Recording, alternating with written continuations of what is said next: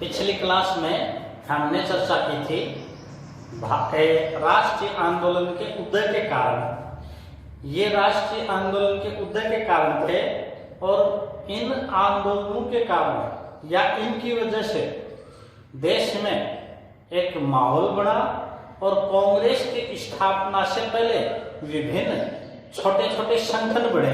तो आज हम अब चर्चा करेंगे कांग्रेस की स्थापना से पूर्व स्थापित संगठन कौन कौन से थे। देखो, भारतीय राष्ट्रीय कांग्रेस की स्थापना से पूर्व स्थापित राजनीतिक संस्थाएं या संगठन। सबसे पहला है बंगाल जमींदार सभा। इसको अंग्रेजी में बोलेंगे land holder society. Land holder society, ये जो सोसाइटी थी ये बंगालियों के हितों की देखभाल करती थी। ये जमींदारों के हितों की देखभाल करती थी। ये जो बंगाल जमींदार सभा या लैंड होल्डर सोसाइटी, इसका उद्देश्य था जमींदारों के हितों की देखभाल करना। जमींदारों के हितों की देखभाल करना। यहाँ इंपॉर्टेंट बात यह है भारत की पहली राजनीतिक व सार्वजनिक सभा थी। इसकी जो स्थापना है वो है 1838 में और स्थान है कोलकाता। इसका संस्थापक कौन था? द्वारकानाथ टैगोर। उद्देश्य क्या थे? जमींदारों के हितों की देखरेख करना और आधुनिक भारत की पहली सार्वजनिक व राजनीतिक संस्था थी बंगाल जमींदार सभा। याद करनी है, दो ही बात याद करनी है, स्थापना 1838 और संस्थापक द्वारकानाथ टैगोर, पहली सार्वजनिक व राजनीतिक संस्था। अगली है British Indian association. British Indian association, इसकी स्थापना थी 1851। स्थान है कोलकाता। संस्थापक हैं राजेंद्र लाल मित्र, राधाकांत देव, देवेंद्र नाथ टैगोर। यहाँ ये जो संस्था है ये राजनीतिक अधिकारों की मांग करने वाली प्रथम संस्था थी।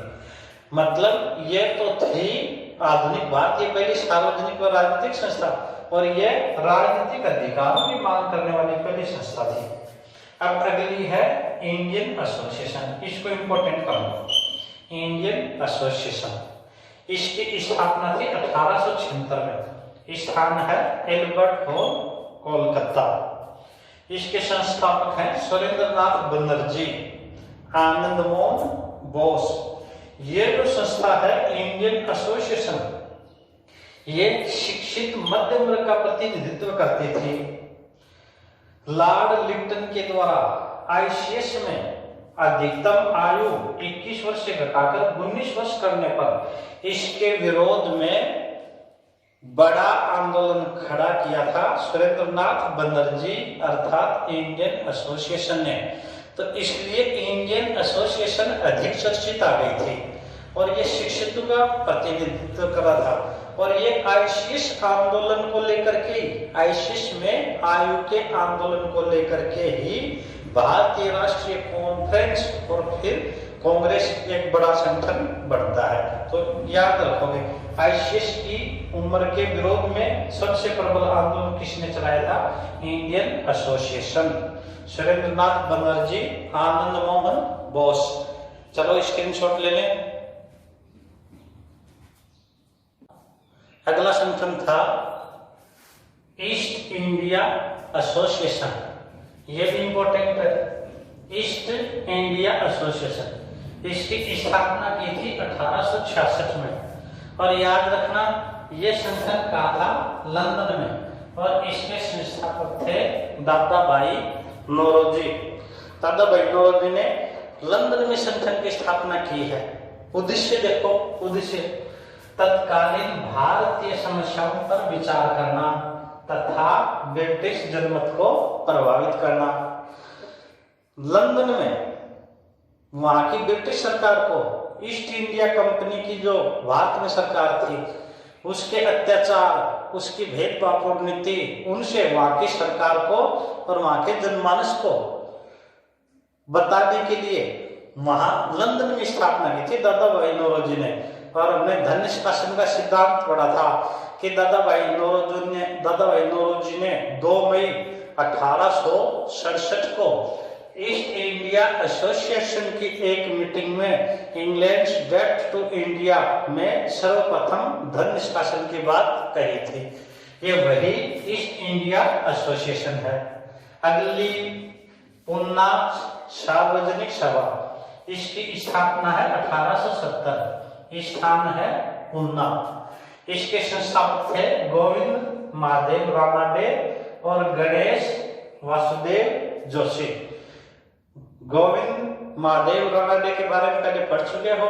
महाराष्ट्र में या पश्चिमी भारत में सामाजिक सुधार के अग्रदूत। उद्देश्य देखो, जनता में राजनीतिक चेतना का जागरण और महाराष्ट्र में समाज सुधार करना। अगला है, ये पुन्ना सार्वजनिक सभा है, इसी से आगे चल करके तिलक जुड़ते हैं और इसी से गोखले जुड़ते हैं। Indian national union, Indian national union. Congress से पहले नाम इंडियन नेशनल यूनियन था, मतलब यही कांग्रेस थी। इंडियन नेशनल यूनियन की स्थापना 1884 में A.O. होम ने की थी। ये A.O. होम ये ICS अधिकारी था, ईस्ट इंडिया कंपनी का रिटायर्ड ICS अधिकारी था। इसने 1 मार्च 1883 को कोलकाता विश्वविद्यालय से जो प्रथम स्नातक थे उनको पत्र लिखा और उनको पत्र में भावुक पत्र लिखा कि आप पढ़े लिखे हो, आपकी जिम्मेदारी है कि इस देश की जनता का आप उद्धार करें, इस देश का भला करें। और उस पत्र में मिलने का स्थान तय किया और मिलकर के इस देश के लिए कुछ करेंगे। तो ये A.O. होम के पत्र से ही कांग्रेस की स्थापना है।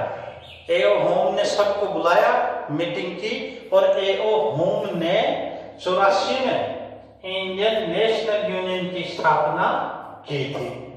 अच्छा, इसका उद्देश्य देखो, इंडियन नेशनल यूनियन का देश की सामाजिक समस्याओं पर विचार विमर्श करना, देश की सामाजिक समस्याओं पर विचार विमर्श करना।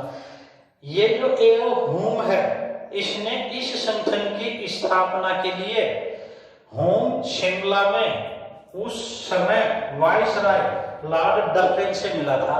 एक बहुत अच्छा प्रश्न है, वेरी वेरी इंपॉर्टेंट है। भारतीय राष्ट्रीय कांग्रेस की स्थापना के समय भारत का वाइसराय कौन था? Lord Dufferin. तो ये डफरिन में शिमला, जो ग्रीष्मकालीन राजधानी शिमला थी, वैसे भारत की राजधानी थी कोलकाता, अंग्रेजों की राजधानी, पर ग्रीष्मकालीन शिमला थी। यहाँ डफरिन से मुलाकात करते हैं और A.O. होम फिर इंग्लैंड में जाते हैं और इंग्लैंड में Dalhousie, Ripon, John bright, slag आदि से इस संगठन के स्थापना के बारे में चर्चा करते हैं। और एक अच्छा प्रश्न है, A.O. होम ने कांग्रेस की स्थापना क्यों की? ये लॉर्ड डफरिन के दिमाग में था, क्योंकि इसके पीछे ये उद्देश्य था, सुरक्षा कपाट। ये जो संस्था है ये सुरक्षा कपाट का कार्य करेगी, या सेफ्टी वाल। जैसे हम घरों में बिजली में सेफ्टी वाल लगाते हैं ना, अत्यधिक हाई वोल्टेज आए तो वाल नष्ट होकर के घर की लाइट या विद्युत ये बच जाती है। तो उसी तरह देश में कोई बड़ा आंदोलन, जैसे 1857 की क्रांति के समय कोई बड़ा विद्रोह आए, उससे पहले ही कांग्रेस अंग्रेजों को बता देगी कि देश में क्या चल रहा है और अंग्रेजों को पहले ही मालूम हो जाए, जिससे उस विरोध को या विद्रोह को शांत किया जाए। इसलिए कांग्रेस की स्थापना में जो सिद्धांत है, एक ये दिया जाता है सेफ्टी वाल, सुरक्षा कपाट का कार्य के रूप में। अब देखो, इस लंदन जाकर के वापस जब आते हैं तो इंडियन नेशनल यूनियन की एक बैठक बुलाई गई। कहाँ बुलाई गई? मुंबई में। बैठक कहाँ बुलाई गई? मुंबई में 25 दिसंबर 1885 को। इस बैठक में विचार विमर्श करने के बाद इस इंडियन नेशनल यूनियन का नाम बदल करके किसके कहने पर? दादा भाई नौरोजी। दादा भाई नौरोजी, दादा भाई नौरोजी के कहने पर या उनके सुझाव पर इंडियन नेशनल यूनियन का नाम बदल के क्या कर दिया? इंडियन नेशनल कांग्रेस या भारतीय राष्ट्रीय कांग्रेस। यहाँ 3 प्रश्न और बन रहे हैं। भारतीय राष्ट्रीय कांग्रेस नाम किसकी देन है? दादा भाई नौरोजी की देन है।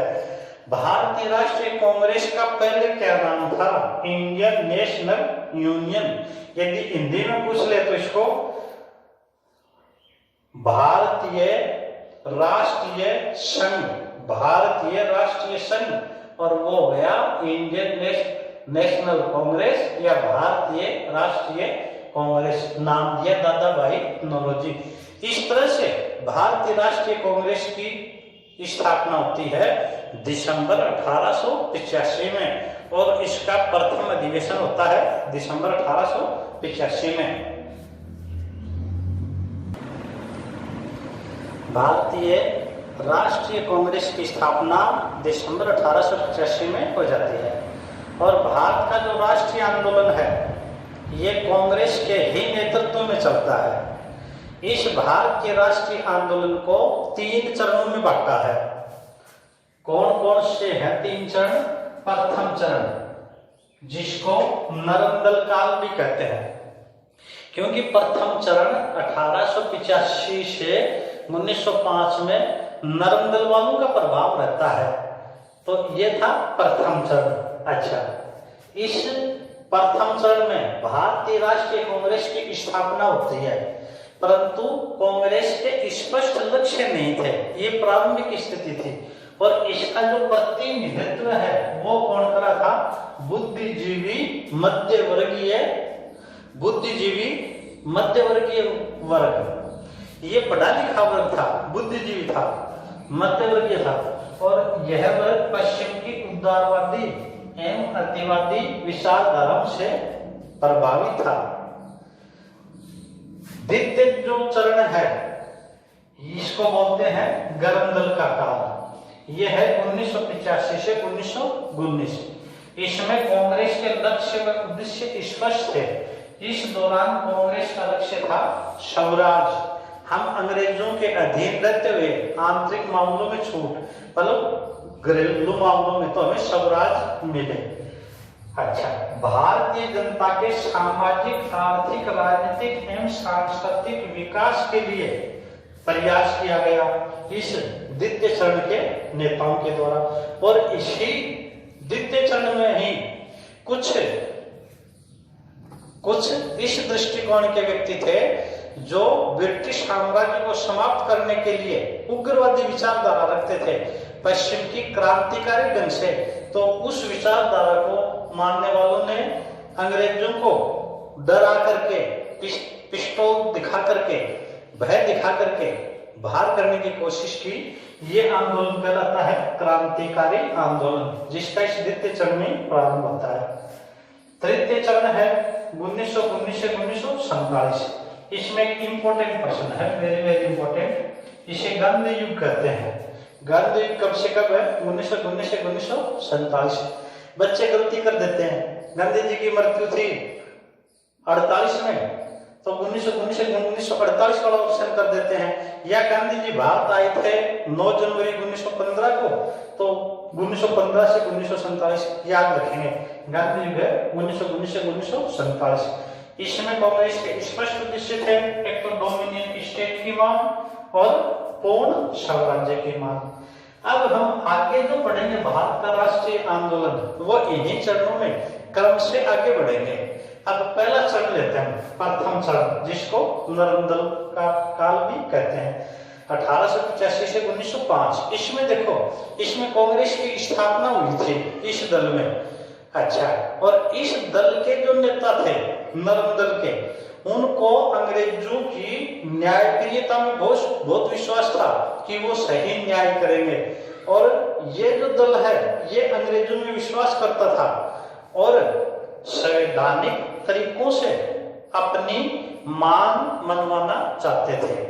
कैसे? संवैधानिक तरीकों से अंग्रेजों को ज्ञापन दें, प्रार्थना पत्र दें, अनुनय विनय करें। इस आंदोलन के प्रमुख नेता कौन थे? दादा भाई नौरोजी, डब्ल्यू.सी. बनर्जी, बदरुद्दीन तैयबजी, फिरोज शाह मेहता, दीनशाह एल.डी. वाचा, काशीनाथ तेलन, एस. सुब्रमण्यम, सुरेंद्रनाथ बनर्जी, इन सब ने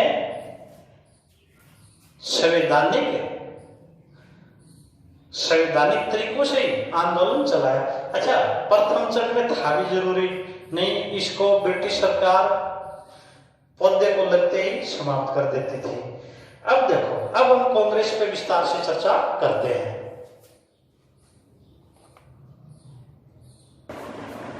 भारतीय राष्ट्रीय कांग्रेस का प्रथम अधिवेशन, इसका प्रथम अधिवेशन हुआ था दिसंबर 1885 में। कांग्रेस का आज भी अधिवेशन फिक्स है, दिसंबर में होता है और ये 28 से 31 दिसंबर 1885। स्थान कहाँ हुआ था? वर्तमान मुंबई। ये सम्मेलन पुन्ना में होना था, परंतु पुन्ना में प्लेग व हैजा फैलने के कारण मुंबई में आयोजित किया गया। स्थान काफी बार पूछ लिया जाता है, किस जगह हुआ? मुंबई की गोकुलदास तेजपाल संस्कृत कॉलेज भवन में। और इसका जो अध्यक्ष था वो था व्योमेश चंद्र बनर्जी, डब्ल्यू.सी. बनर्जी। ये हिंदू थे, डब्ल्यू.सी. बनर्जी। और इसका संस्थापक था ए.ओ. होम। ए.ओ. होम का पूरा नाम एलन ऑक्टेवियन होम था और ये सचिव के पद पर था। कभी भी ये प्रश्न भी बार बार पूछा जाता है, एलन ऑक्टेवियन होम कांग्रेस के अध्यक्ष कितनी बार रहे? एक बार भी अध्यक्ष नहीं बने, ये महासचिव पद पर रहे, महासचिव के पद पर।